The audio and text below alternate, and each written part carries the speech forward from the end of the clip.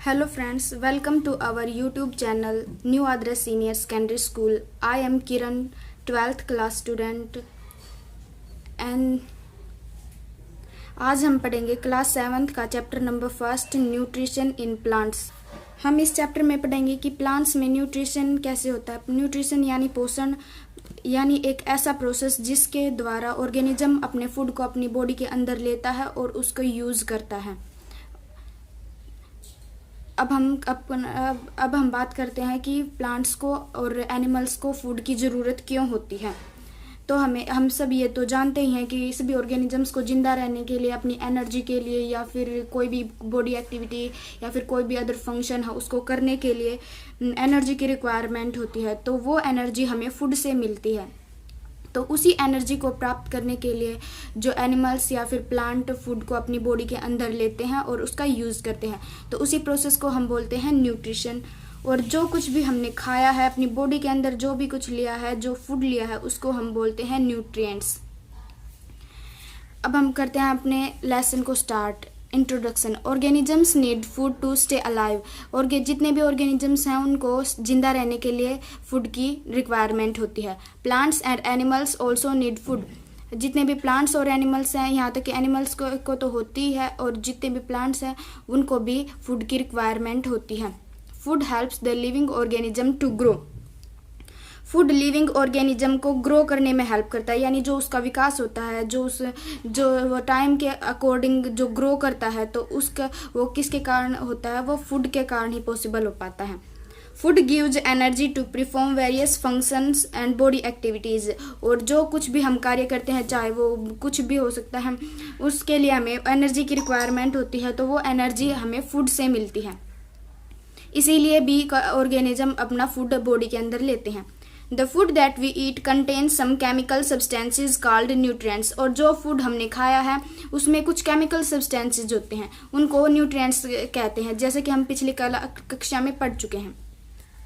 उनको 6 ग्रुप के अंदर डिवाइड किया गया है, जैसे कि carbohydrates, fats, protein, vitamin, minerals and dietary fibre. जो फूड हमने खाया है उनसे हमें कार्बोहाइड्रेट्स मिलता है, फैट्स, प्रोटीन, विटामिन, मिनरल और डाइटरी फाइबर।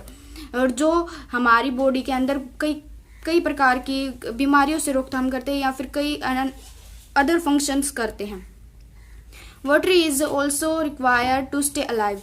जैसे कि हम जानते हैं पानी भी इसमें एक अहम भूमिका निभाता है। पानी भी हमारे फूड में होना अति आवश्यक है। Carbohydrates and fats gives us energy to do task and called energy giving food. और जो हमने फूड लिया है उनको हमने 6 क्लासेस में डिवाइड किया है। उनमें से जो कार्बोहाइड्रेट और फैट्स हैं उनसे हमें ज़्यादा अमाउंट में एनर्जी मिलती है, फिर उनसे हम टास्क यानी कार्य ज़्यादा कर पाते हैं। इसीलिए उनको एनर्जी गिविंग फूड कहा जाता है। जिसको भी ज़्यादा अमाउंट में एनर्जी की रिक्वायरमेंट हो तो वो कार्बोहाइड्रेट्स और फैट्स को अपने फूड में ज़्यादा लेने की कोशिश करता है। The main function of protein is to help us grow and development. अब हमने बात की कार्बोहाइड्रेट और फैट की, अब हम बात करते हैं प्रोटीन की। तो प्रोटीन क्या होता है? प्रोटीन का मेन फंक्शन होता है कि जो बॉडी में ग्रोथ हुई है या फिर जो कुछ भी हमारी सेल्स डैमेज हुई या फिर कोई भी बॉडी पार्ट डैमेज हुआ तो उसकी जो मेंटेनेंस रखेगा और उसको ग्रो करने में हेल्प करेगा, उसकी डेवलपमेंट करेगा, तो वो होता है प्रोटीन। अब हम बात करते हैं विटामिन एंड मिनरल्स की। विटामिन और मिनरल से हमें कई प्रकार की बीमारियों से बचाते हैं, इसीलिए उनको प्रोटेक्टिव फूड यानी रक्षा करने वाले फूड कहा जाता है। क्योंकि विटामिन की कमी से कई प्रकार के रोग हो जाते हैं, डिजीज हो जाती हैं, जैसे कि विटामिन ए की कमी से नाइट ब्लाइंडनेस, बी की कमी से बेरी। तो इस प्रकार की बीमारियों से बचाने के लिए हमें अपने फूड में विटामिन को लेना जरूरी है। तो इसीलिए इनको हमारे फूड में लेना जरूरी है, इसलिए इनको प्रोटेक्टिव फूड कहा जाता है। अब हम बात करते हैं न्यूट्रिशन की। जैसे कि हम पीछे बात कर चुके हैं कि न्यूट्रिशन एक ऐसा प्रोसेस है जिसके द्वारा ऑर्गेनिज्म अपना फूड अपनी बॉडी के अंदर लेता है और उसका यूज़ करता है। अब हम पढ़ते हैं all organisms obtain their nutrients from the environment. जितने भी ऑर्गेनिज्म हैं उनको अपने न्यूट्रिएंट्स से यानी जो फूड वो अपने बॉडी के अंदर लेना चाहता है वो एनवायरनमेंट से प्राप्त होता है। But not all organism require the same nutrients. लेकिन हम ये नहीं कह सकते कि जितने भी ऑर्गेनिज्म उनको सेम टाइप के न्यूट्रिएंट्स मिलते हैं। जैसे फॉर एग्जाम्पल एक टाइगर और ह्यूमन बीइंग को लेते हैं। जो टाइगर को न्यूट्रिएंट्स चाहिए वो अलग होते हैं और जो ह्यूमन बीइंग्स को चाहिए वो अलग होते हैं। तो इस प्रकार हम कह सकते हैं कि उनको सेम न्यूट्रिएंट्स की रिक्वायरमेंट नहीं होती है और ना ही वे उसको सेम वे से प्राप्त करते हैं। यानी हम जैसे कि पौधों को अपने भोजन के अंदर के रूप में अपनी बॉडी के अंदर लेते हैं, तो वो हमारा अलग वे हो गया। और जो टाइगर है वो किसी दूसरे एनिमल को अपनी बॉडी के अंदर लेता है तो उसका वे अलग हो गया। तो हम ये कह सकते हैं कि जो न्यूट्रिशन का जो वे है वो भी डिफरेंट होता है।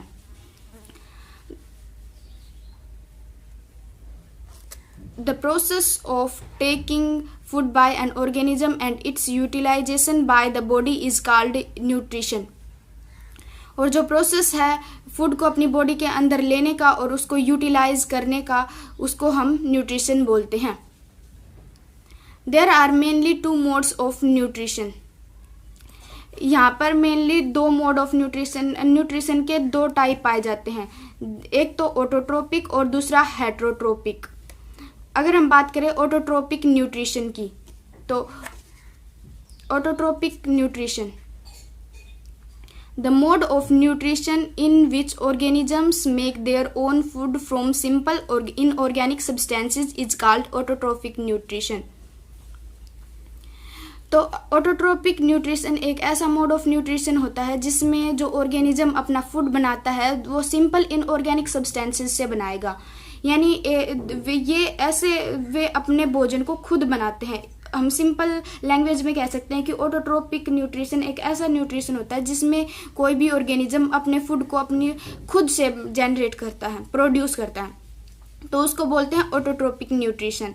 और वो अपने भोजन को कहाँ से बनाएगा? जो सिंपल इनऑर्गेनिक सब्सटेंसेस हैं, यानी जो उनसे बनाता है। जो इनऑर्गेनिक सब्सटेंसेस हैं उनको हम कह सकते हैं जो कुछ भी हमें पेड़ों से, हमें पहाड़ों से, पानी या फिर वायु से प्राप्त होता है उसको बोलते हैं इनऑर्गेनिक सब्सटेंसेस। यानी पेड़ पौधों को और वह जीव जंतुओं को, जो जीव चीज़ें हैं उनको छोड़कर अन्य से मिलेंगे उनको बोलेंगे इनऑर्गेनिक सब्सटेंसेस। अब हम बात करते हैं ऑटोट्रोपिक न्यूट्रिशन क्या होता है। तो ऑटोट्रोपिक न्यूट्रिशन क्या हो गया कि जिसमें अपना भोजन कोई भी ऑर्गेनिज्म खुद से जनरेट करता है। It is carried out by all green plants, algae and some bacteria. और यह जितने भी ग्रीन प्लांट्स हैं उनके द्वारा एल्गी में और कुछ बैक्टीरियाज में पाया जाता है। The organism which use the mode of nutrition are called autotrophs। और जो न्यूट्रिशन की टाइप है वो है ऑटोट्रोपिक न्यूट्रिशन। और जिन ऑर्गेनिजम्स के अंदर होगा उनको बोलेंगे ऑटोट्रोप्स। ऑटोट्रोप्स यानी स्वयंपोषी, जो खुद का पोषण कर सकते हैं। Autotrophs require an energy source which is usually the sun but can be chemical energy to make their own food। अब हम ये तो जानते हैं कि हमें फूड को बनाने के लिए किसी न किसी एनर्जी सोर्स की रिक्वायरमेंट होती है जिससे हमें एनर्जी मिले और फिर वो जो हमारे फूड को बनाए। तो इसीलिए जो ऑटोट्रोप्स हैं उसको भी एक एनर्जी सोर्स की रिक्वायरमेंट होगी। तो वो सोर्स सन होता है। और कई बार ये केमिकल एनर्जी भी हो सकती है। जो केमिकल से एनर्जी प्राप्त होती है उसको बोलते हैं केमिकल एनर्जी, जो उसका यूज़ करते हैं। ऑटोट्रोप्स या तो सन का यूज़ करेंगे या फिर केमिकल एनर्जी का अपने फूड को बनाने के लिए। अब हम बात करते हैं जो न्यूट्रिशन का सेकंड टाइप है heterotrophic nutrition.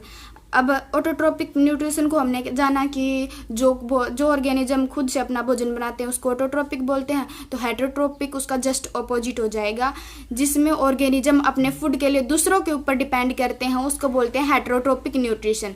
The mode of nutrition in which organisms can not make their own food, instead they get it directly और इनडायरेक्टली फ्रॉम ऑटोट्रोप्स। यानी यह एक ऐसा मोड ऑफ न्यूट्रिशन है जिसमें ऑर्गेनिज्म अपना भोजन खुद से नहीं बना सकते, जैसा कि ऑटोट्रोप्स ने किया था, जो सिंपल इनऑर्गेनिक सब्सटेंसेस से बनाया था।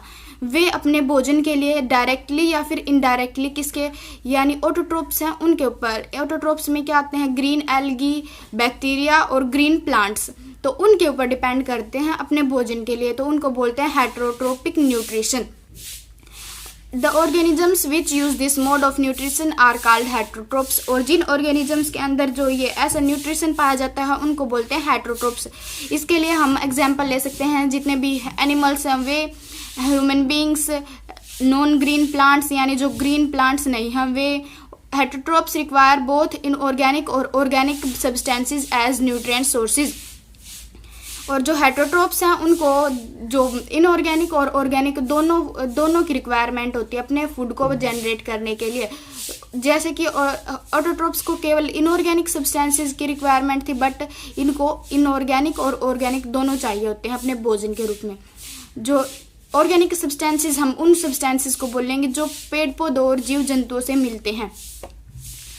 The organisms who feed on plants directly are called herbivores. For example, deer, cow, goat and rabbit.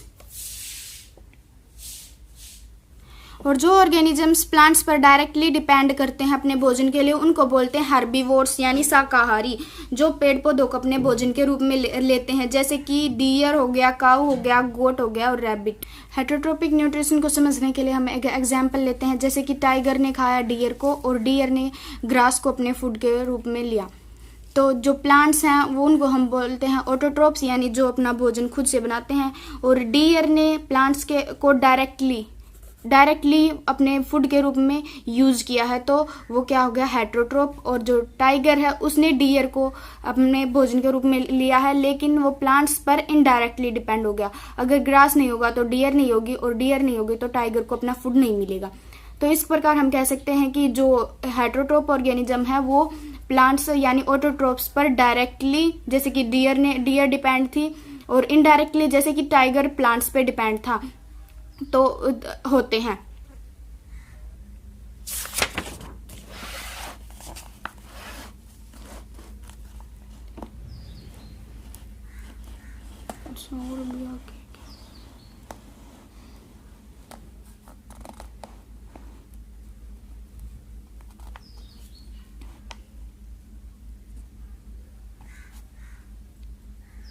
The organisms that obtain food by decomposing dead plants and animal matter are called saprophytes or decomposers.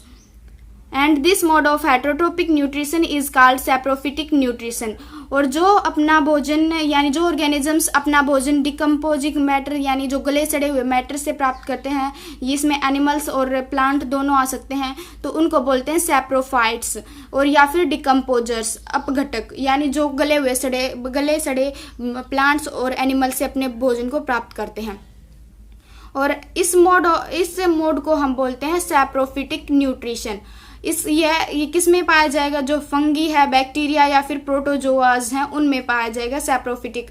यानी इसके लिए example ले सकते हैं, कोई भी organism जो मर जाता है वो वैसे ही पड़ा रहता है एनवायरनमेंट के अंदर, तो कुछ दिनों बाद वह गायब हो जाता है, तो उसको जो फंगी या फिर बैक्टीरिया है वो डाइजेस्ट कर देते हैं और फिर अपनी बॉडी के अंदर ले लेते हैं। तो इस टाइप के न्यूट्रिशन को बोलते हैं सैप्रोफिटिक न्यूट्रिशन।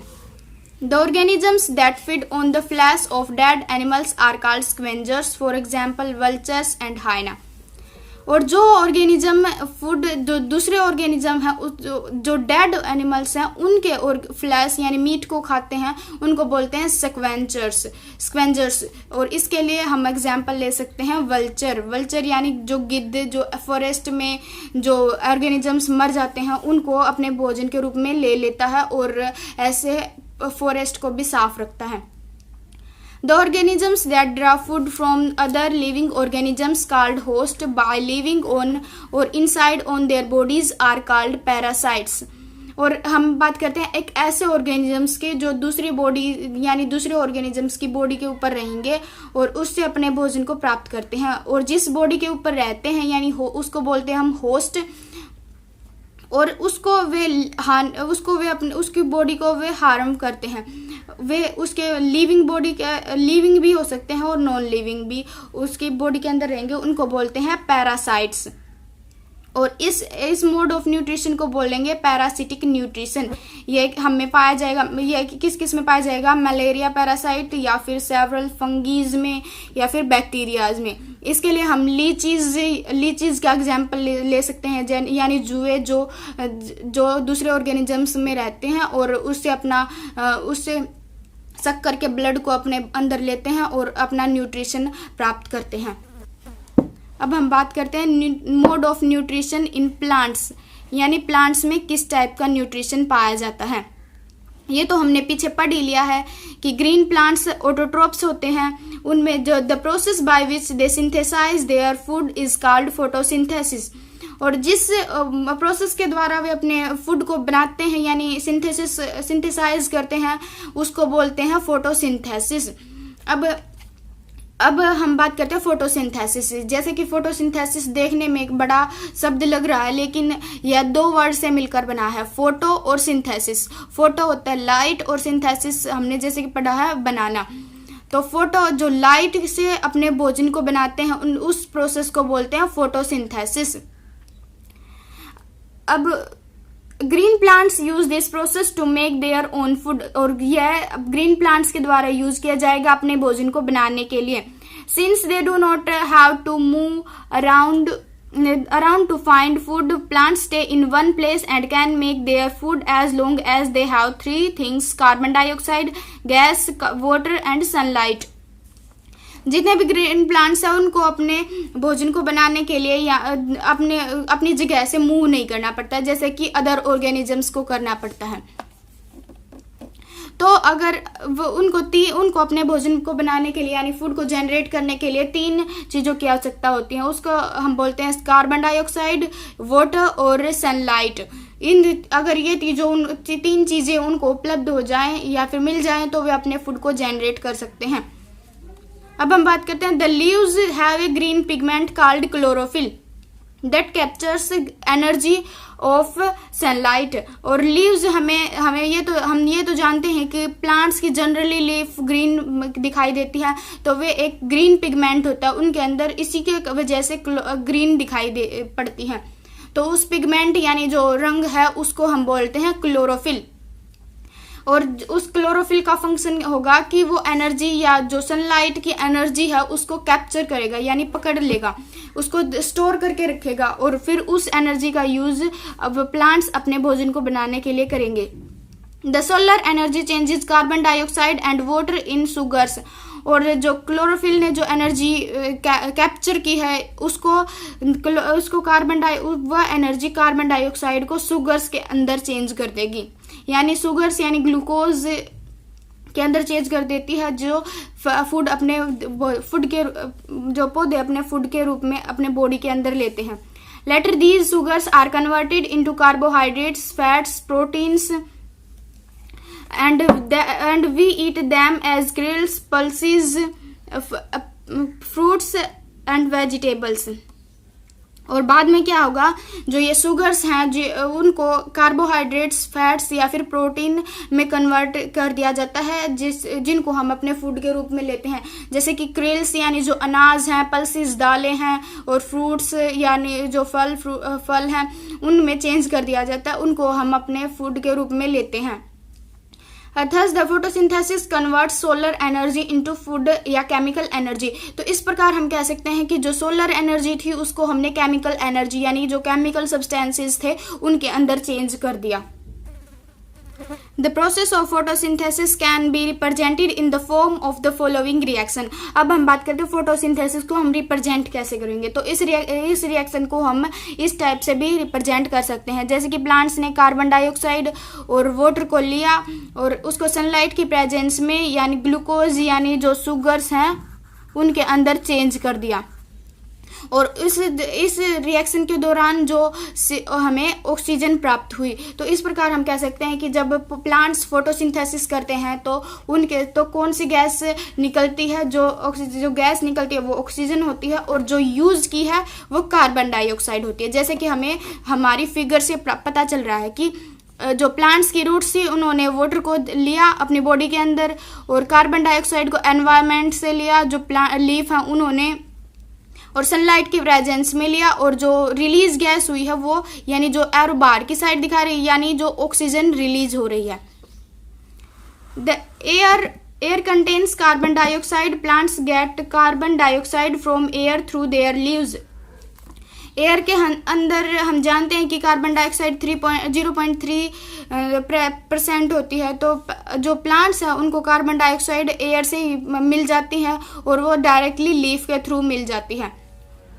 जो the leaf have tiny pores on their surfaces called stomata, और लीव्स के ऊपर जो टाइनी पोर्स होंगे उनको हम बोलते हैं, यानी जो उनके ऊपर छोटे छोटे छिद्र होते हैं उनको बोलते हैं स्टोमेटा, जिसके थ्रू वे जो लीव्स हैं वो जो कार्बन डाइऑक्साइड को अपनी बॉडी के अंदर लेती हैं।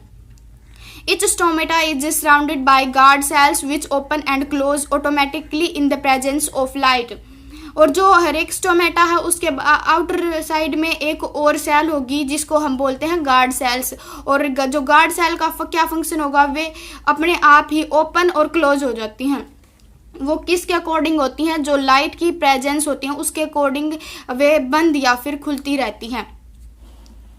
Plants get water and minerals from the soil through their roots. अब अगर हम बात करें कि जो एयर के थ्रू उनको कार्बन डाइऑक्साइड मिल गई, अब हम बात करते हैं वाटर कैसे मिलेगा उनको। तो प्लांट्स को वाटर और मिनरल्स हैं जो उनको अपने फूड को जनरेट करने के लिए चाहिए हैं, वो सॉइल के थ्रू लेंगे और सॉइल से लेंगे और अपनी रूट्स के थ्रू लेंगे। The roots have hair like structures called root hairs which absorb water from the soil. और जो रूट हेयर्स हैं जो उनके ऊपर क्या होंगे, हेयर लाइक स्ट्रक्चर्स होंगे, यानी बाल की तरह कुछ संरचनाएं होंगी जिनको हम बोलते हैं रूट हेयर्स। और रूट हेयर्स का फंक्शन होगा वे जो वाटर है उस सॉइल से उसको एब्जॉर्ब कर लेती हैं। तो इस प्रकार जो हमें वाटर कहाँ से मिल गया, रूट्स के थ्रू मिल गया और सॉइल से मिला है। The water from the root hairs is transported to the leaves by the xylem vessels in the root, stem and branches। और जो हमने जो वाटर लिया है वो रूट्स में प्रेजेंट है और हमें उसको कहाँ तक, जो लीफ है वहाँ तक पहुँचाना है, ताकि जो वहाँ पे कार्बन डाइऑक्साइड भी ले ली गई है और जो वहीं से हमें सनलाइट प्राप्त होगी, तो वहाँ पे जो फूड जनरेट होगा तो वहीं तक वाटर को भी पहुँचाने की रिक्वायरमेंट होती है। तो वाटर को वहाँ तक पहुँचाने के लिए होती हैं जाइलम वेसल्स, यानी जो वाटर को वहाँ तक पहुँचाएंगी वे होंगी जाइलम वेसल्स, यानी जो एक ऐसी वेसल्स जो वाटर को स्टेम या फिर ब्रांचेस तक पहुँचाती हैं। They form a continuous passage for the nutrients to reach the leaf. और वे कंटिन्यूस पैसेज बनाती हैं ताकि जो न्यूट्रिएंट्स हैं वो लीफ तक पहुँच जाएं। Sugars the result which is sweet in taste. The sugar, the result of photosynthesis, is converted into starch which is sweet in taste। अब जो हमने सुगर्स यानी जो ग्लूकोज जनरेट हुई है उसको फोटोसिंथेसिस के दौरान स्टार्च में कन्वर्ट कर दिया जाता है। यानी अगर हम बात करें कि जो प्लांट्स है वो अपने फूड को किस टाइप से स्टोर करते हैं, तो उसका आंसर होगा स्टार्च। जो प्लांट्स अपने फूड को स्टार्च के रूप में स्टोर करके रखते हैं और जो होती है टेस्ट में स्वीट होती है। The starch in the form of solution is transported to the stem through the veins found in the leaf। और जो सॉल्यूशन है स्टार्च का उसको ट्रांसपोर्ट किया जाएगा स्टेम के थ्रू विंस, और जो लीफ में हमारा जो स्टार्च का सॉल्यूशन बन गया है तो उसमें जो हमें ग्रीन लाइनिंग दिखाई पड़ती है उनको हम बोलते हैं वेन्स। और वेन्स के थ्रू उसको डिफरेंट बॉडी पार्ट्स तक, यानी अगर स्टेम में पहुंचाना है तो वहाँ तक या फिर किसी बॉडी तक पहुंचाते हैं तो वो वेन्स के द्वारा पहुंचाया जाता है। The stem then carries it to different parts of the plants through the branches. और स्टेम में पहुंचाने के बाद फिर स्टेम इसको जितने भी बॉडी पार्ट्स है या रूट्स तक या फिर ब्रांचेस तक, तो वो करेगा स्टेम उसको डिफरेंट पार्ट्स तक पहुंचाने का काम करता है। तो चलिए फ्रेंड्स, अब हम करते हैं हमारे लेसन से रिलेटेड कुछ क्वेश्चंस। हम बात करते हैं हमारे फर्स्ट क्वेश्चन की, व्हाट इज सेल। सेल क्या है, यानी कोशिका किसे कहते हैं। तो cell, the basic unit of our body is called cell, यानी जो यूनिट है, जो हमारी संरचनात्मक इकाई है जिससे हमारी बॉडी बनी होगी उसको हम बोलते हैं सेल। यानी हमारी बॉडी की छोटी से छोटी इकाई जिससे मिलकर हमारी बॉडी बनती है उसको बोलते हैं सेल। अब हम बात करते हैं अपने नेक्स्ट क्वेश्चन पे, why do we need food. हमें हमारे फूड की ज़रूरत क्यों होती है। तो जैसे कि हम पीछे पढ़ चुके हैं कि हमें फूड हमें जिंदा रहने में हेल्प करता है या फिर हमें फूड से एनर्जी मिलती है, इसीलिए हम फूड को अपनी बॉडी के अंदर लेते हैं। तो इसका आंसर हमें यहाँ से मिल सकता है, organism need food to stay alive. Organisms को अपना जिंदा रहने के लिए अपने फूड की ज़रूरत होती है। अब हम बात करते हैं अपने नेक्स्ट क्वेश्चन की। In which form does the solar energy get converted by photosynthesis. यानी जो हमारी सोलर एनर्जी है वो किस फोटोसिंथेसिस के दौरान किस में चेंज कर दी जाती है, किस एनर्जी में चेंज कर दी जाती है। जैसे कि हमने पढ़ा है कि कार्बन डाइऑक्साइड और वाटर को शुगर्स में कन्वर्ट कर दिया जाता है और सोलर एनर्जी की हेल्प से कर दिया जाता है। तो वह फॉर्म कौन सी होगी? तो जैसा कि हम पीछे पढ़ चुके हैं, the photosynthesis converts solar energy into food और केमिकल एनर्जी। जो फोटोसिंथेसिस प्रोसेस है वो सोलर एनर्जी को फूड या फिर केमिकल एनर्जी में चेंज कर देता है। अब हम बात करते हैं अपने नेक्स्ट क्वेश्चन की। What is the food making process in plants. यानी वो प्रोसेस कौन सा है जिसके द्वारा प्लांट्स अपना फूड बनाते हैं।